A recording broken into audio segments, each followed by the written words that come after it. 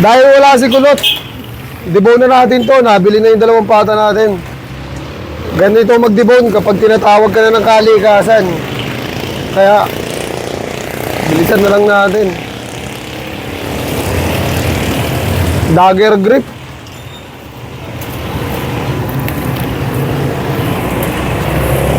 Laman taba sa hamlig, pantay sa 2 joint.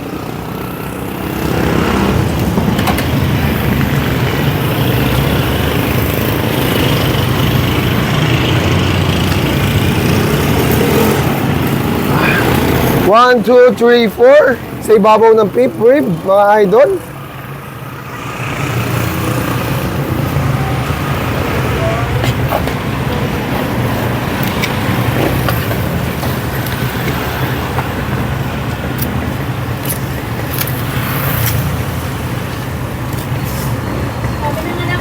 Pinakain yan. Okay. Ba't di mo ko dinadaan? Deboning tayo guys, may buntot. Ito pala tandaan. Joint from top to bottom. Pag nasa joint na, sungkit lang. Tapos sunod lang dito. Adjust lang ng 1 inch. Pwede na natin tanggalin yung pigtail natin mga idol. Lalamanan lang natin yan para mabilis mabili. Yun, di ba? Panalo si customer. First layer tayo mga idol. First layer sa dalawa. Lumabas na yung buto.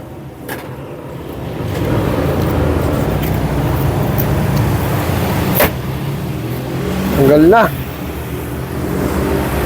Pwede kayong gumawa ng hawakan dito. Tapos tip lang yung gamit. Huwag tanggal ng mga laman. Iwasan lang yung hiccup, tapos balik ulit sa bias.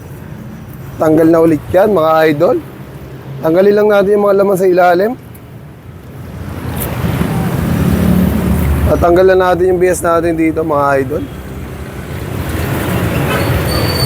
Tapos na tayo sa arm leg. Punta naman tayo sa shoulder. Dahil wala tayong bata at nabili na.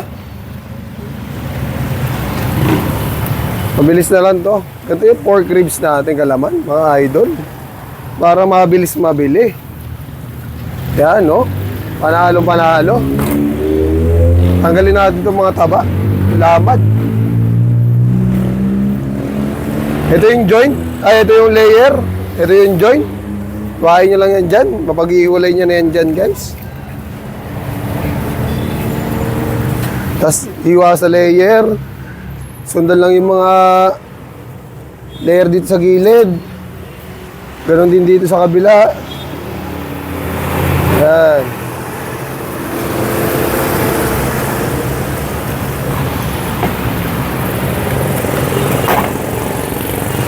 Hatak. Ano? Yan. Diba? Dahil dahil may buntot yung kinakalas natin, nasa kaliwa yung litid. Dikit nyo lang yung knife nyo sa buto, tapos ikot nyo lang dito. Okay na yan. Tapos, kaya sa ilalim. Ayan. Hiwa ng isa para mapunit yung soft tissue sa ilalim. Tapos, hatak tayo.